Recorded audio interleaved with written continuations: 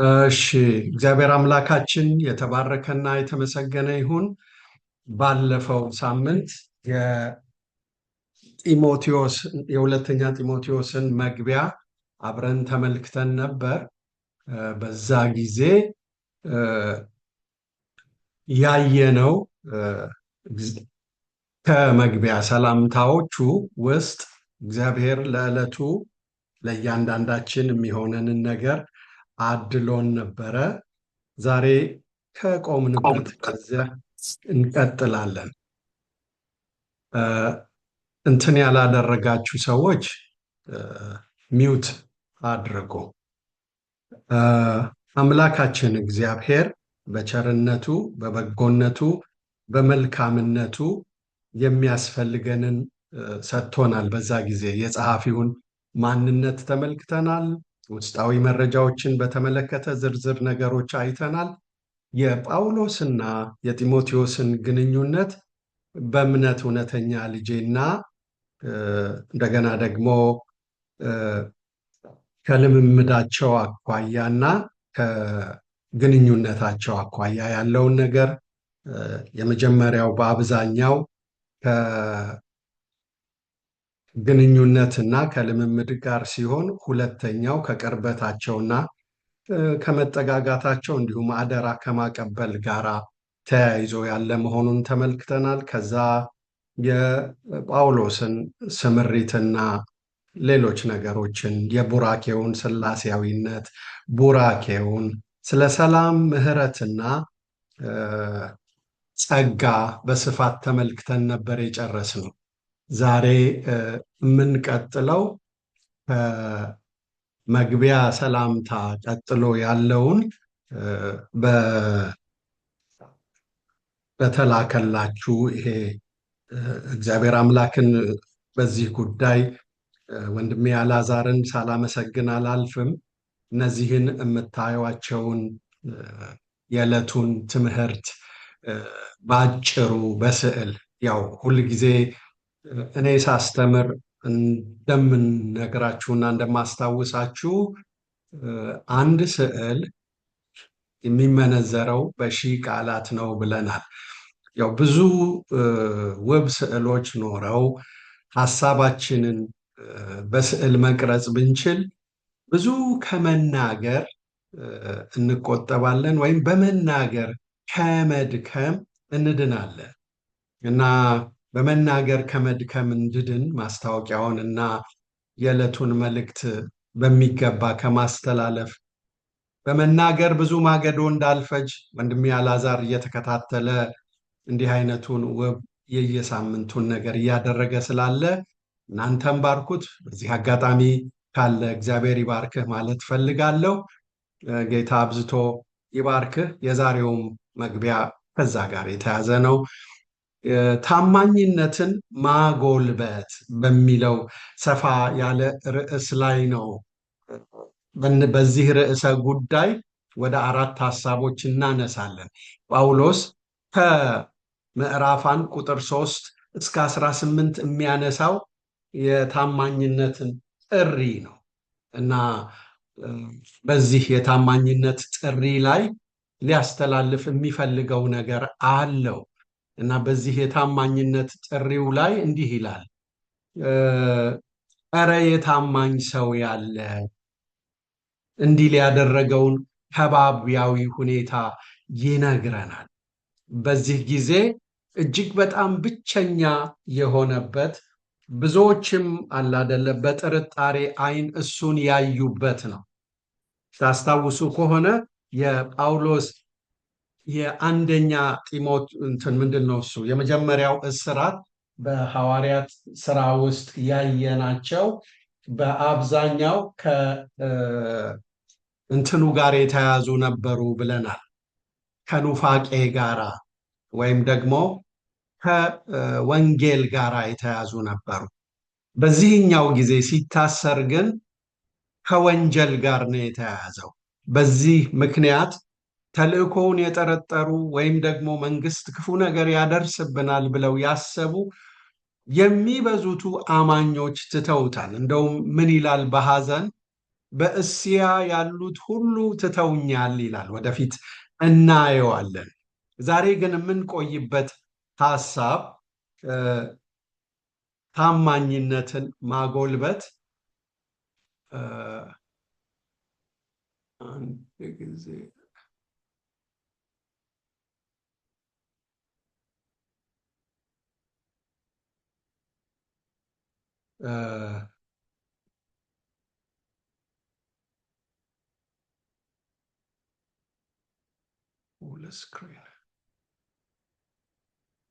እና የታማኝ ያለ ይላል የተከዳበት ብቸኛ የሆነበት እና ሁሉም እርሱን የሸሹበት ሁኔታ ጊዜ ነበረ። የወንጌል አጋሮቹ በመሆን ሁል ጊዜ አብረውት ለቆሙት ግን መልእክቱን ሲጽፍ ምክንያት ፈልጎ ከማመስገን ይጀምራል። ስለዚህ የዛሬውን ክፍላችንን ከቁጥር 3 እስከ 7 ያለውን አብረን እናነባለን።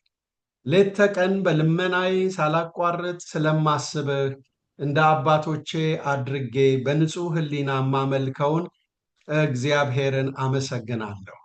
እንባህን እያሰብኩ በደስታ ሞላ ዘንድ ላይህ እናፍቃለሁ። ባንተ ያለውን ግብዝነት የሌለበትን እምነትህን አስባለሁ። ይህም እምነት ቀድሞ በአያትህ በሎይድ በእናትህም በኤውንቄ ነበረባቸው፣ በአንተም ደግሞ እንዳለ ተረድቻለሁ። ስለዚህ ምክንያት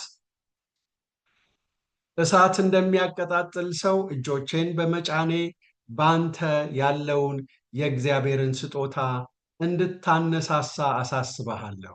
እግዚአብሔር የኃይልና የፍቅር ራስንም የመግዛት መንፈስ እንጂ የፍርሃት መንፈስ አልሰጠንም።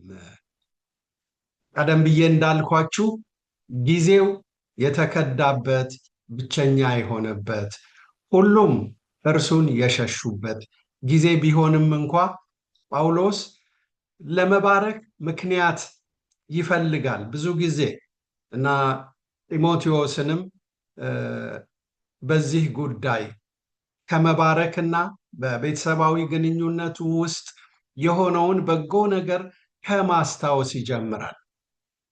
የሚያገለግላቸውን ሰዎች ከመባረክ መጀመር በጳውሎስ ሕይወት ውስጥ መንፈስ ቅዱስ ያስቀመጠው የሕይወት ልማድ ነበር። ለምሳሌ የወንጌል አጋሮቹን የፊልጵስዩስ ሰዎች ሲጽፍላቸው እንዲህ ይላል። ምን ይላቸዋል? የወንጌል አጋሮቹ በመሆኑ ጌታን ስለነሱ ያመሰግናል። ፊልጵስዩስ ምዕራፍ 1 ቁጥር 4 እና 5 ላይ እናገኛለን። ያንን ከመጀመሪያ ጀምሮ በወንጌል አብራችሁኝ ስለሰራችሁ እግዚአብሔርን ስለ እናንተ ማሳሰብን አልተውም ይልና በእናንተ መልካሙን ሥራ የጀመረው እስከ ኢየሱስ ክርስቶስ ቀን ድረስ ሊፈጽመው እንዲችል ተረድቻለሁ ብሎ ያቺ የጳውሎስን አገልግሎት የደገፈችውን ቤተክርስቲያን በተራዘመ በረከት ውስጥ ሲያነሳሳት እናያለን። በበረከት ጀምሮ እንደውም ፊልጵስዩስ ውስጥ በበረከት ሲደመድም ነው የምታዩት። አምላኬ እንደ ባለጠግነቱ መጠን የሚያስፈልጋችሁን በክብር በክርስቶስ ኢየሱስ ይሙላባችሁ ሲል ነው የምናየው። ሌላ ምሳሌ መውሰድ ካስፈለገን ፊሊሞና ለጌታና ለልጆቹ ስላሳየው ፍቅር ጌታን ያመሰግናል። በአንተ ልብ ውስጥ እግዚአብሔር ይህንን መነሳሳት ስለሰጠ፣ የቅዱሳን ልብ ስላረፈ፣ የእኔንም ልብ ስላሳረፍክልኝ እያለ በብዙ አድናቆት ይናገራል። ስለዚህ ምንም እንኳ ጊዜው ፈታኝ ቢሆንም የታማኝ ያለህ ቢልም የታማኝ ያለህ ያሰኘው ምንድን ነው ካላችሁ ወደፊት በዝርዝር እናያለን። ወደ ቁጥር 15 ላይ መጽሐፍ ቅዱስ ይዛችሁ የምትከተሉኝ ከሆነ እንዲህ ይላል፣ በእስያ ያሉት ሁሉ ከኔ ፈቀቅ እንዳሉ ታውቃለህ። ከእነርሱም ፌሊጎስና ሄርዋጌኔስ ናቸው ብሎ በምሳሌ ያነሳል። በእስያ ያሉት ሁሉ ነው። አስተባብረው ደግሞ ከሱ ፈቀቅ ያሉትን ቀንደኛ ጳውሎስን በመተው እና እሱን በማግለል የተጉትን ለዘመናት እኛ በምናነበው መጽሐፍ ውስጥ ስማቸውን ይጽፋል እና እነዚህ ሰዎች ያለመታመን የመክዳት ምሳሌ ናቸው ይላል። ቀጥሎ ግን የሄኔስፎሩን ቤተሰቦች ይላል። ጌታ ለሄኔስፌሩና ቤተሰቦቹ ምሕረት ይስጥ። ብዙ ጊዜ አሳርፎኛል፣ በሰንሰለቴም አላፈረበትም። ነገር ግን በሮሜ ባደረ ጊዜ ፈልጎ አገኘኝ ይላል እና የታማኝ ያለ የሚልበት ጊዜ ነው። ቀጥሎ ግን ከታማኝነት ወደ እንትን ሲሄድ ታዩታላችሁ። ከታማኝነት ወደ ቡራኬ ሲሄድ ታዩታላችሁ። መልእክቶቹ ከመባረክ ከቡራኬ ወደ ምክር ብዙ ጊዜ ይሻገራል። ሌትና ቀን ብሎ ይጀምራል መልእክቱን። ሳላቋርጥ ስለማስብህ ብሎ ይናገራል። አንዳንዶቻችን ስናነብ የብዙ ሰዎች ፈተና ሌትና ቀን በልመናዬ ሳላቋርጥ ስለማስብህ የሚለውን ሐሳብ ሃይፐርቦሊክ ኤክስፕሬሽን ወይም ግነት ይባላል በመጽሐፍ ቅዱስ አተረጓጎም። አንድን እውነት በትኩረት ለሌላው ለማስተላለፍ የሚደረግ የኮሚኒኬሽን ስልት ነው እንጂ ሐዋርያው ጳውሎስ ሌሊትም ቀንም ጊዜውን የሚያጠፋው ስለ ጢሞቴዎስ በማሰብ ነው ማለት አይደለም። ነገር ግን የጳውሎስን የጸሎት አድማስ ሰፋ ባለ ሁኔታ የሚቆጣጠር ነገር ነበረው ማለቱ እንደሆነ በዚህ ቦታ ልብ እንድንል ያስፈልጋል። በጸለይኩኝ ቁጥር ስላንተ አስባለሁ ማለት ነው ባጭሩ። በጸለይኩኝ ቁጥር ወደ እግዚአብሔር በቀረብኩ ቁጥር ማለቱን። ከዛ ወደ አገልግሎቱ ይሻገራል። ወደ አገልግሎቱ ሲሻገር የሚላቸው ነገሮች አሉ። እንዲህ ይላል፣ እንደ አባቶቼ አድርጌ የማመልከው እግዚአብሔር ብሎ ይናገራል። የማመልከው የሚለውን ብዙ ትርጉሞች አገልግሎት ብለው ያቀርቡታል እና ይሄ አገልግሎቱ መጽሐፍ ቅዱስ ደጋግሞ እንደሚያስታውቀን ድንገት ዱብ ያለ ሳይሆን በቅብብል እርሱ ጋር የደረሰ መንፈሳዊ እርምጃው መሆኑ እንዲታወቅለት ይፈልጋል። ለጢሞቴዎስ ይሄን የሚጽፍበት ምክንያት ጢሞቴዎስ ሳያውቀው ቀርቶ አይደለም። በዚህ ጊዜ ባለፈው ሳምንት ልናይ እንደሞከርነው የጳውሎስ የኑዛዜ ወንጌል ነው የሚባለው ሁለተኛ ጢሞቴዎስ ሊያሳስበው የሚፈልገው እምነታችን እኛ ጋር የደረሰው በቅብብል ነው። እኔም እግዚአብሔርን ዛሬ የማገለግለው እንደ አባቶቼ አድርጌ ነው። ይሄ አገላለጹ የሚያሳየው የአምልኮ ህይወቱ የአገልግሎት ህይወቱ ድንገት ዱብ ያለ ሳይሆን ጌታን ሲያምኑ ከኖሩ የቀደሙ አባቶቹ ጋር የተሳሰረ መሆኑን ያስረዳል። ይህንን ነገር ደግሞ የሚያደርገው በንጹህ ህሊና ነው። አደራረጉ ጽዱነትን ጠያቂ። ይህንን ሲል ሳያውቅ ባለማመን ያደረገውን ያንን የጭካኔ ዘመኑን ረስቶ አይደለም። ያን ጊዜም እንኳ ያንን የጭካኔ እርምጃ ለመውሰድ ተሳታፊ የሆነው እግዚአብሔርን ለማገልገል ባለው ጥልቅ ፍላጎት ነው። ከጌታም ጋር ሲተዋወቅ እኔ ከስጋና ከደም አልተማከርኩም፣ ወደ አረብ ምድረ በዳ ሄድኩኝ ይላል ጌታ። በዚያ ስለ እርሱ እጅግ በጣም አስገራሚ መገለጥ ሰጠውና እዚህ ቦታም አምልኮዬ የጸዳ ነው እና አምልኮውን ወይም ደግሞ አገልግሎቱን የሚከውነው በንጹህ ሕሊና ነው። በደነዘዘ ሕሊናና በንጹህ ሕሊና መካከል ሰፊ ልዩነት አለ። ብዙ ሰዎች አገልግሎትን የሚከውኑት አንዳንድ ጊዜ ከቆሸሸ ሕሊና ተነስተው ነው። ለአለኝታቸው አገልግሎታቸውን ከማቅረብ ይልቅ በይሉኝታ ይነዳሉ። አሁን ይሄን ባላደርግ እነገሌና እነገሊት ምን ይሉኛል የሚለው ነገር ነው የሚነዳቸው። ሕሊና በእያንዳንዳችን ማንነት ውስጥ ያለ የእግዚአብሔር የጽድቅ ዳኝነቱ መስኮት ነው።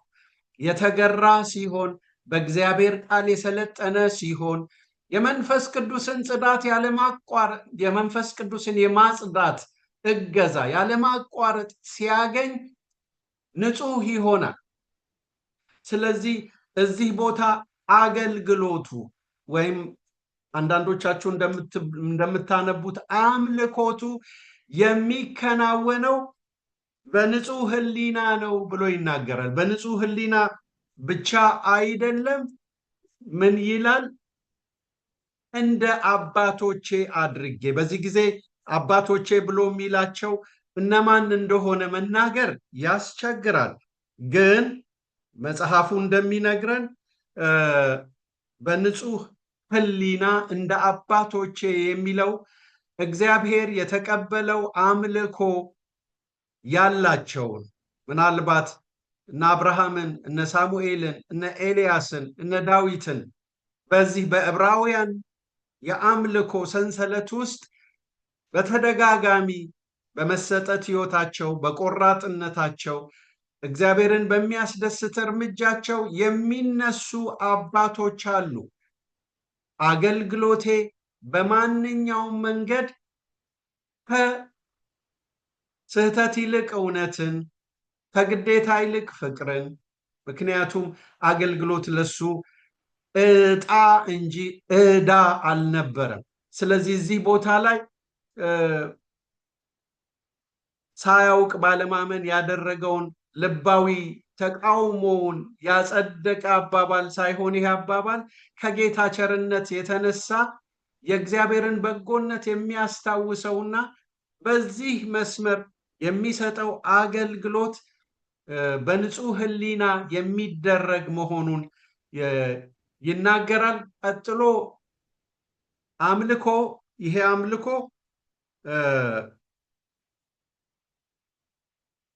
ከጌታ የተቀበለው ብርሃን አገልግሎቱን ቀይሮታል። ስለዚህ በዚህ ከቡራኬ ወደ ምክር በሚሄድበት መንገድ የጳውሎስና የጢሞቴዎስን ግንኙነት ላይ ላዩን የሆነ አይደለም፣ እጅግ በጣም የተጠጋጋ ነው። በማያቋርጥ ትኩረት ውስጥ ያለ ነው። በንጹህ ሕሊና ውስጥ ያለ አገልጋይ ይሄንን ንጽህናውን ለተቀባዩና ለቀጣዩ እግዚአብሔርን በመፍራት እንዲያገለግል ምሳሌነትን የሚያሳይ ነው። ቀጥሎ ከቡራኬው ወደ ምክር ሲሄድ እንደዚህ ይላል። ይሄ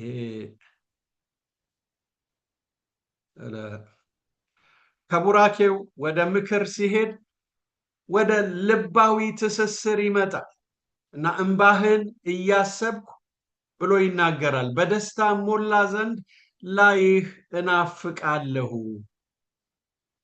እንባህን እያሰብኩ በደስታ የዚህ እንባ መነሻው ምን ይሆን ብለው ብዙ ሰዎች ይጠይቃሉ።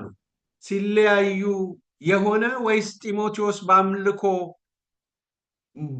በአምልኮም ሆነ በሕይወት ዘይቤው እንባ የሚቀናው ሰው መሆኑ ሐዋርያውና ጢሞቴዎስ ሲለያዩ የሆነውን ሳይሆን አይቀርም የሚለው ድምዳሜ የብዙ የመጽሐፍ ቅዱስ ተማሪዎችም አስተማሪዎችም ግምት ነው። የሐዋርያት ሥራ ምዕራፍ 20 ቁጥር 37 ላይ ጳውሎስ ሲናገር ምን ይላል?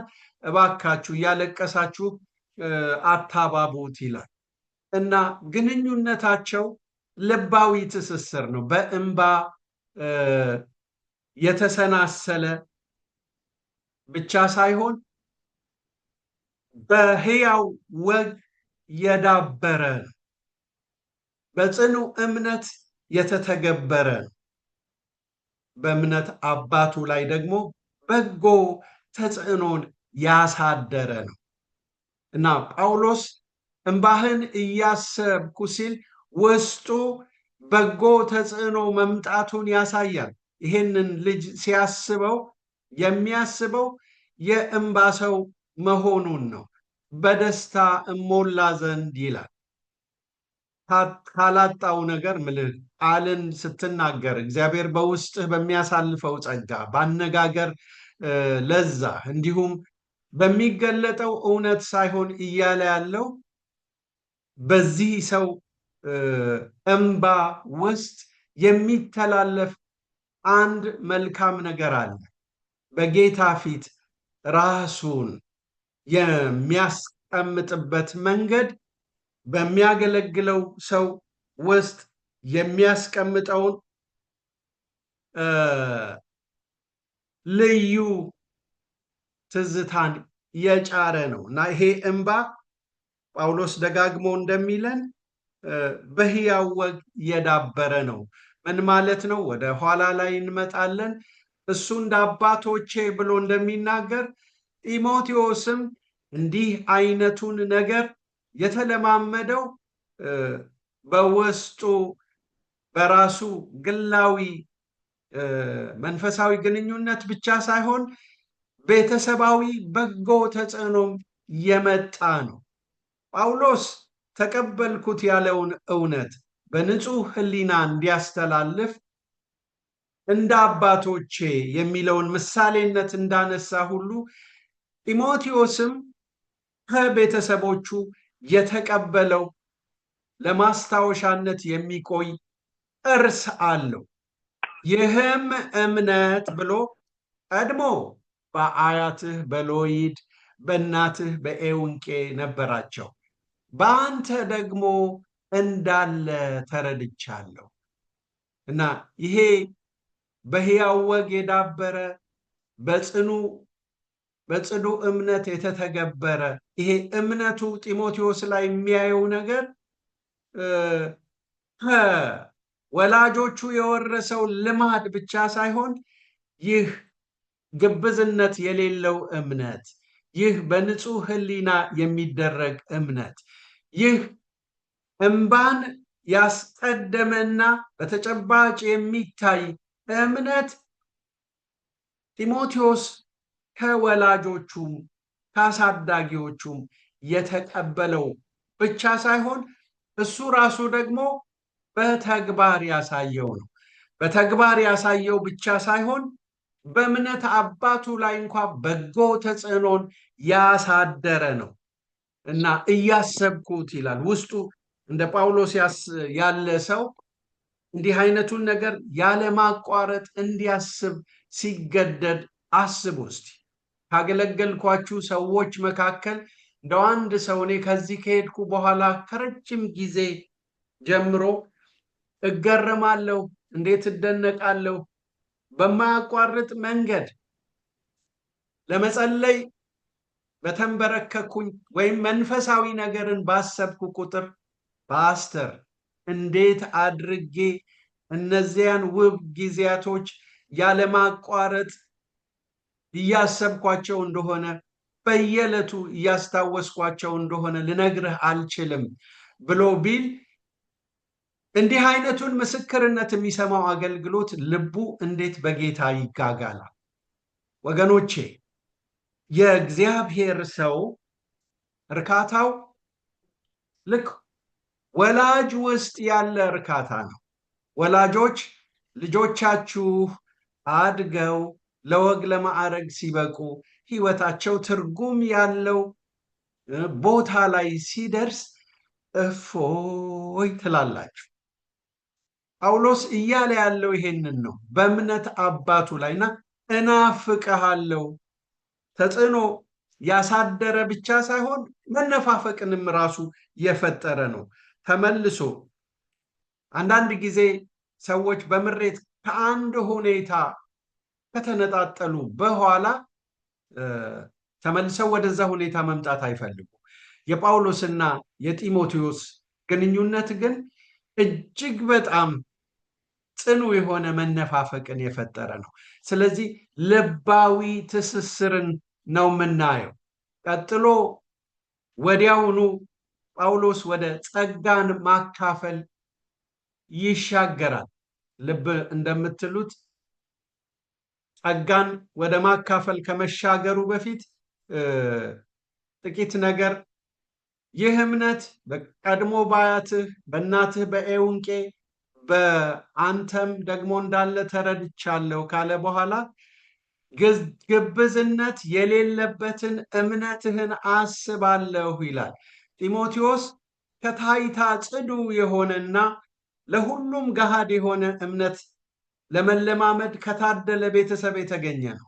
ከቤተሰቡ የተላለፈው ያልተበረዘ እምነትን የተቀበለ እምነትን በሚያፋፋ ከባባዊ ሁኔታ ውስጥ ያደገ እድለኛ ወጣት ነበር።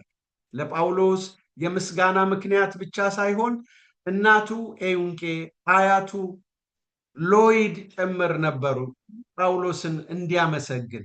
ጌታን መውደድ፣ እሱን በተግባራዊ ሕይወት መግለጥ፣ ባህል ከሆነበት ቤተሰብ ውስጥ መምጣትና ያንን ለሌሎቹ በሚታይ መንገድ ማቆየት መታደል ነው። ጢሞቴዎስ ለእምነት አባቱ ለሐዋርያው ጳውሎስ ያደረገው እምነትን የሚገነባ የሕይወት አቋም ለሐዋርያው በብቸኝነቱ መጽናኛው ነበር። ብቸኛ የሆነበት ጊዜ ነው። የታማኝ ያለህ የሚልበት ጊዜ ነው። የተከፋበት ጊዜ ነው። ብዙዎች በሱ ያፈሩበት ጊዜ ነው። እንደዚህ ባለ ጊዜ ግን አንድ ታማኝ ልጅ አገኝቷል። ስለዚህ ይህን ታማኝነትን ለማጎልበት የመጀመሪያ እርምጃው መባረክ ነበር። ይህ መባረክ ልብ ለልብ ካለ ግንኙነት ጋር በጽኑ የተሳሰረ ነበረ እና ቀጥሎ ስለዚህ ምክንያት ስለዚህ ልባዊ ትስስር ምን ማለት ነው? በእንባ ስለተሰናሰለው፣ በሕያው ወግ ለዳበረው፣ በጽኑ እምነት ለተተገበረው፣ በእምነት አባት ላይ በጎ ተጽዕኖ ባሳደረ ልዩ መነፋፈቅን የፈጠረው ይህ ከግብዝነት የጸዳ መንፈሳዊነትና ታማኝነት እንዲቀጥል እፈልጋለሁ ይልና ስለዚህ ምክንያት ሁል ጊዜ ስለዚህ ምክንያት የሚለውን ሐሳብ ሁል መጽሐፍ ቅዱስ ውስጥ ስታዩ ወደ ኋላ እየተገለጠ ከመጣው ስለየቱ ምክንያት ብለን እንድንጠይቅ የሚያደርግ ነገር እንዳለ ልብ ማለት ያስፈልጋል። እሳት እንደሚያቀጣጥል ሰው እጆቼን በመጫኔ ባንተ ያለውን የእግዚአብሔርን ስጦታ እንድታነሳሳ አሳስባለሁ። እግዚአብሔር የኃይልና የፍቅር ራስንም የመግዛት መንፈስ እንጂ የፍርሃት መንፈስ አልሰጠንም።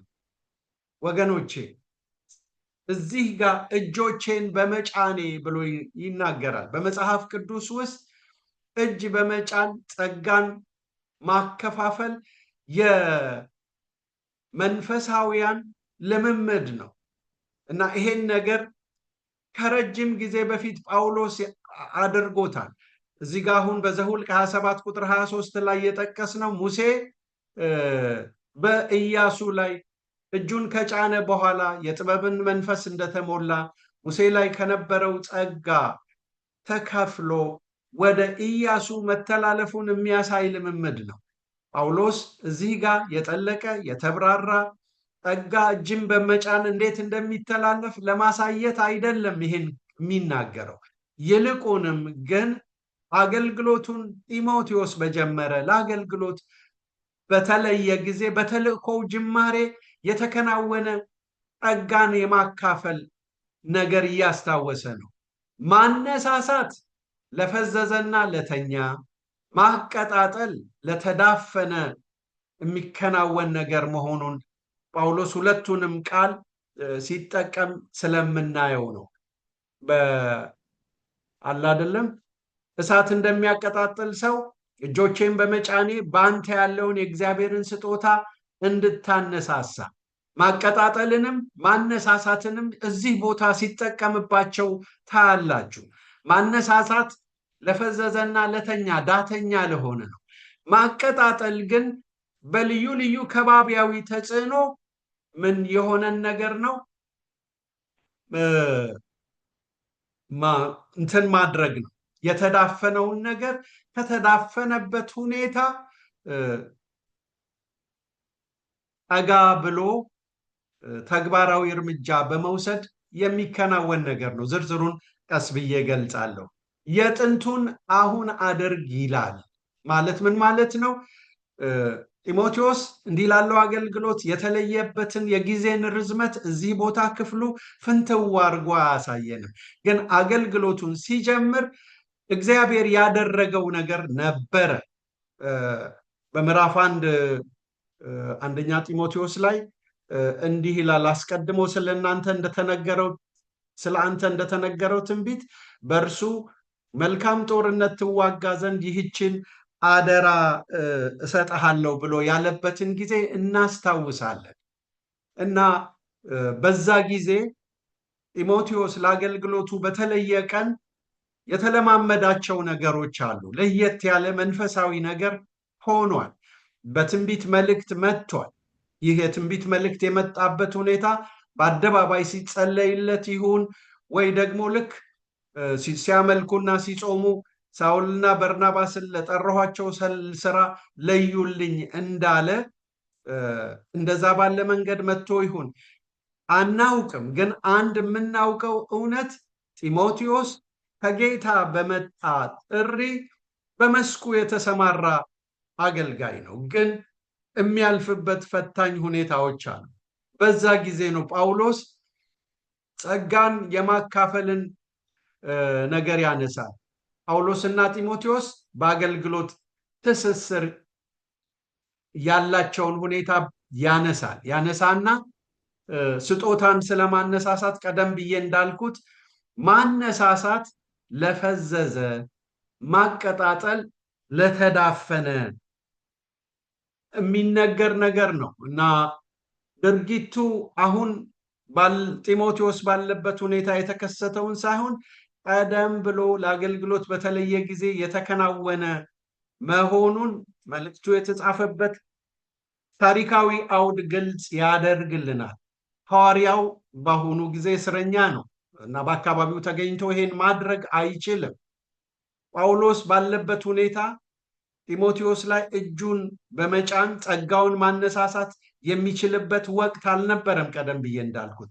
ይሁን እንጂ አስቀድሞ ለአገልግሎት ሲለይ እግዚአብሔር በዚያ ወቅት ያፈሰሰለትን ልዩ ረድኤት በማሰብ በዚያው መንፈስ ግለት ውስጥ ሕይወቱን እንዲያቆይ የሚመክረው ይመስላል። ቀደም ብዬ እንዳልኩት ማነሳሳት ለፈዘዘና ለተኛ፣ ማቀጣጠል ደግሞ ለተዳፈነ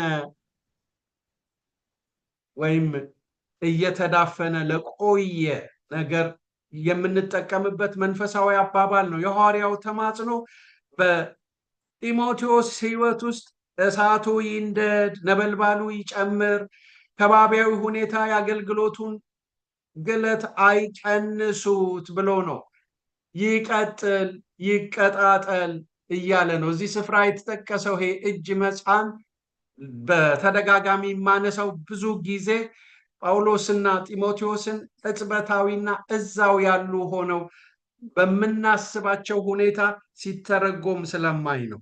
ነገሩ እዛው ያለ ከባቢያዊ ሁኔታን ሳይሆን የሚናገረው ጳውሎስ ጥሪህን አስብ፣ ለአገልግሎት በተለየህበት ጊዜ የሆነውን አስብ። እምነትም ሆነ ጸጋ ከአንዱ መልእክተኛ ወደ ሌላው መልእክተኛ ስለሚተላለፍበት መንገድ ይፋዊ የሆነ መመሪያ አይሰጠንም እና ይቀጥል፣ ይቀጣጠል፣ እሳት ይንደድ ይላል። ይቀጥል፣ ይቀጣጠል። መቀጠሉ ከመቀጣጠል ጋር የተያያዘ ነው። ምንጊዜም እሳት ህልውናው የሚቀጥለው በመቀጣጠል ነው። ልክ እንደዚሁ አገልግሎትም ሆነ ቤተክርስቲያን ህልውናቸው የሚቀጥለው መንፈስ ቅዱስ በሰጣቸው አደራና ኃላፊነት ውስጥ በታማኝነት የተጉትን ያህል ነው። አለበለዚያ አርበኛና ተራኪ ሆነው ይቀራሉ። አይዱሮ እያሉ ትዝታ የሚያወሩ ይሆናሉ። ጳውሎስ እዚህ ቦታ ላይ ማስገንዘብ የሚፈልገው ነገር ባለፈውም በኮንፈረንሳችን ወንድማችን ነቢይ ዘነበ መጥቶ ታስታውሱ ከሆነ ይሄንን ጉዳይ አንስቶ ስለማቀጣጠልና ስለማነሳሳት ያላቸው ነገሮች ነበሩ። የምናነሳሳው የፈዘዘና የተኛ ነው። በአብዛኛው ከውስጣዊ ሁኔታ ጋር ይያያዛል። ወገኖቼ ከውስጣዊ ሁኔታ ጋር ይያያዛል። ተኛ ሀፍረት ጋር አትፈር ብሎ ይናገረዋል። አትፍራ ብሎ ይናገረዋል። ማነሳሳት በበጎ ፈቃድ ላይ የተመሰረተ ነው። ግላዊ ነው፣ ውስጣዊ ነው። የተኛን ማንነት የሚያሳይ ነው። ማቀጣጠል ግን ውጫዊ ተጽዕኖንም ነው የሚናገረው። በስደት፣ በትችት፣ በከባቢያዊ ተጽዕኖ አገልግሎት ሊዳፈን ይችላል እና ብዙ ጊዜ የተዳፈነውን ነገር ምንድነው የከበበውን ነገር ነው ገለል ገለል የምታደርጉለት እና ነቢይ ዘነበን የማነሳው እዚህ ጋር ነው። ቤተ መቅደሱ አካባቢ ሁልጊዜ እሳቱ እንዲቀጥል አመዱ ከምድጃው ውስጥ እየተሰበሰበ መራቅ አለበት። አመድ ባለበት ቦታ እሳቱ በመቀጣጠል አይቀጥልም። በመቀጣጠል እንዲቀጥል ከባቢያዊ ተጽዕኖን የሚያመጡ ነገሮች መወገድ አለባቸው። እነዛ ከባቢያዊ ነገሮች እስካልተወገዱ ድረስ እሳቱ በመቀጣጠል አይቀጥልም። ስለዚህ በመቀጣጠል እንዲቀጥል ከባቢያዊ ተጽዕኖን ጥሶ የሚወጣ ምቹ ሁኔታ መፈጠር አለበት። ስለዚህ ሰውን መፍራት ወጥመድን ያመጣል ይላል የምሳሌ መጽሐፍ። አንዳንዱ ከባቢያዊ ሁኔታ እሳቱን የሚያዳፍነው ውጫዊ ተጽዕኖን መፍራት ነው። እነገሌ ምን ይሉኛል፣ እንዴት አድርጌ ይሄንን በነገሌ ፊት አደርጋለሁ የሚለው በአብዛኛው ወይም ደግሞ ይሄን ነገር ባደርግ የሚደርስብኝ ተቃውሞ፣ በዛ ጊዜ የነበረው ነገር ከባቢያዊ ተጽዕኖ ነበር፣ ስደት ነበር። እንደገናም ደግሞ መንግስታዊ ተጽዕኖም ነበረ፣ ሃይማኖታዊም መንግስታዊም ነበር። ከዚህ የተነሳ ሰዎች በስጋትና በድንጋጤ ውስጣቸው የሚመጣውን የአምላክን መልካም ነገር ለማፈን ይፈተኑ ነበረ። በቤተ መቅደሱ ግን የነበረው ተግባራዊ ልምምድ አመዱን ገለል ካረጉ በኋላ እሳቱ በሚነድበት መንገድ ምን ይቆሰቁሱት ነበረ። ማገዶውን ያለማቋረጥ ያቀርቡ ነበር እሳቱ እንዲቀጥል። ልክ እንዲሁ በግላዊ ህይወታችን የሚቀጣጠል ነገር የሚኖረን በሶስቱ ከባቢያዊ ሁኔታዎች ስንቆይ ነው። ይሄ ኤቢሲ ነው። አራቱ መደቦች የሂሳብ መሰረታዊ ጉዳዮች ናቸው። መደመር፣ መቀነስ፣ ማባዛት፣ ማካፈል። ወደ ላይ ሲሄድ ኮሌጅ ውስጥ ካልኩለስ ሆኖ እነ ኤክስ ዋይ እየተባሉ ይምጡ እንጂ ቁጥሩ ነው መሰረታዊው ነገር፣ ይዘልቃል እስከ ጥግ ድረስ። ሂሳብን እንደ ምሳሌ ላንሳላችሁ እንጂ ልክ እንዲሁ በመንፈሳዊ እርምጃችን ውስጥ ለመንፈሳዊ ጥንካሬያችንና ለመንፈሳዊ ብስለታችን እንዲሁም ለተቀጣጠለው ህይወታችን መሰረታዊው የሆኑት ነገሮች መጸለይ፣ ቃሉን ማንበብ፣ ከቅዱሳን ጋር በህብረት መቆየት። ከነዚህ ስናፈገፍግ ህይወታችን ይቀዘቅዛል። ወደ እነዚህ ስንቆይ፣ በእነዚህ አድራሻዎች ስንቆይ መቀጣጠላችን፣ እንጨቶች ተቀጣጥለው ነው ወይም አንድ ላይ ሆነው ነው እሳቱን የሚፈጥሩት ያለማቋረጥ። ስለዚህ እኛ የተሳልን የተቀጣጠልን እንድንሆን የሌሎች ድጋፍ ያስፈልገናል። ብሉይ ኪዳን እግዚአብሔር የቃል ኪዳኑን ህዝብ የሚያውቀው እንደ አንድ መንግስት ነው። በአዲስ ኪዳን ውስጥ እግዚአብሔር ህዝቡን እንደሚያውቀው በአካል ውስጥ እንዳለ አንድ ቦዲ ነው። አንድ ሰው ብቻውን ቸርች አይደለም።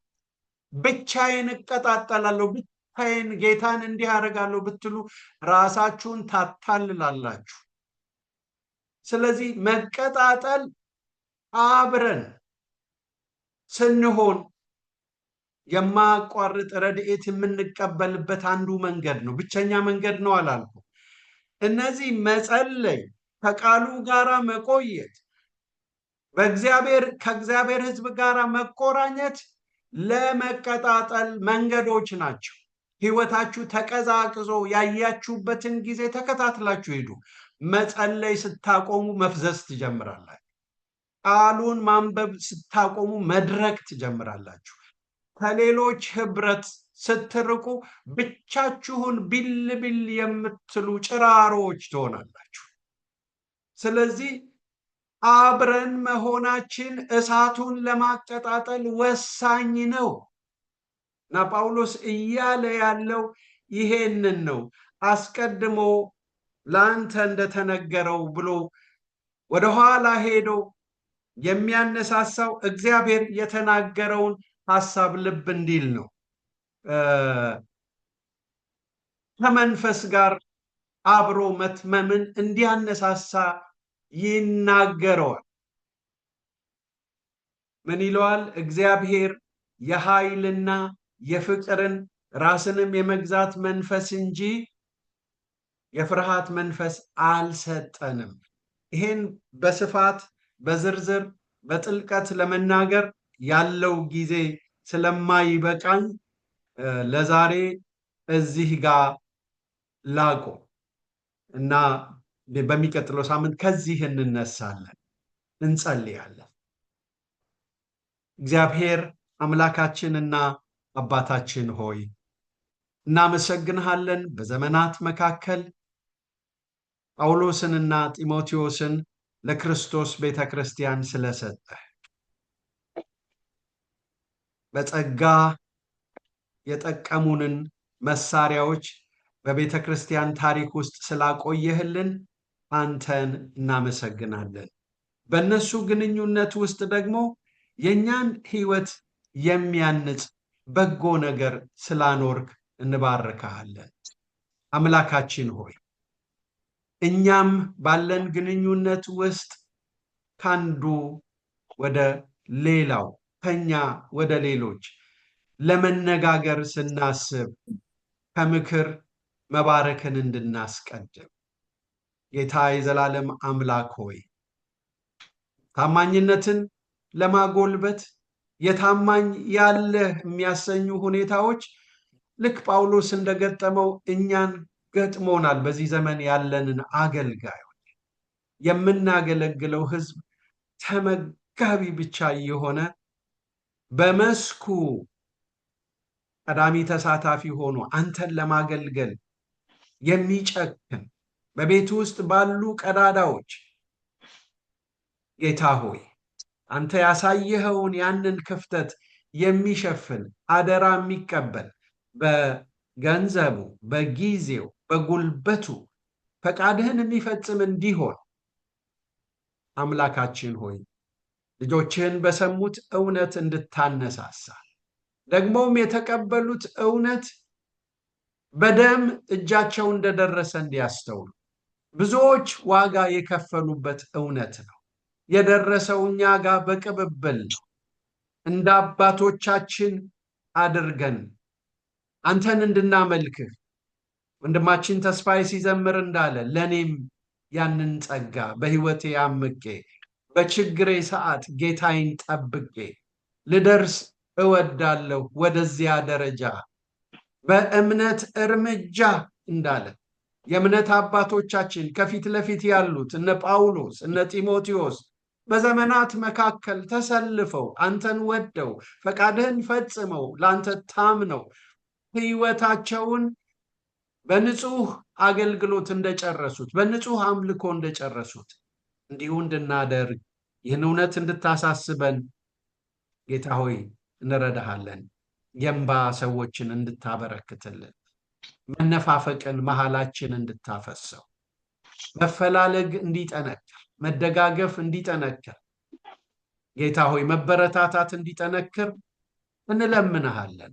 ታማኞችን አብዝተህ በቤትህ አፍስሳቸው። በገንዘባቸው ታማኞች፣ በጊዜያቸው ታማኞች፣ በጉልበታቸው ታማኞች፣ በችሎታቸው ታማኞች እንዲበዙ እንለምንሃለን። ይህ የእሁድ ልምምድ ብቻ ሳይሆን የምንሰማው ብቻ ሳይሆን የምንኖረው እንዲሆንልን ጊዜውን ላንተ ሰጠን። ደግሞም በጸሎት ቤት ስንገናኝ ወንድሞች በህብረት ቢቀመጡ መልካም ነው፣ ያማረ ነው ብለሃል። በዛ እግዚአብሔር በረከቱን አዟል ብለሃል። ከታዘዘው በረከት እያንዳንዳችን ድርሻችንን እንድናገኝ መንገዳችንን አቅናልን። የሚያሽከረክሩትን እግዚአብሔር ሆይ ልጆችን ባርክ። ከዚህ ወጥተው ወደ ጸሎት ቤትም ሲመጡ ትጋትን ስጣቸው። እሰጣለሁ እቀበላለሁ በሚል ጽዱ መንፈስ እንዲመጡ እርዳኝ።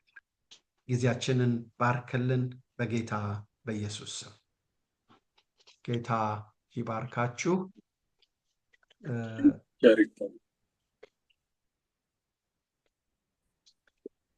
አሜን።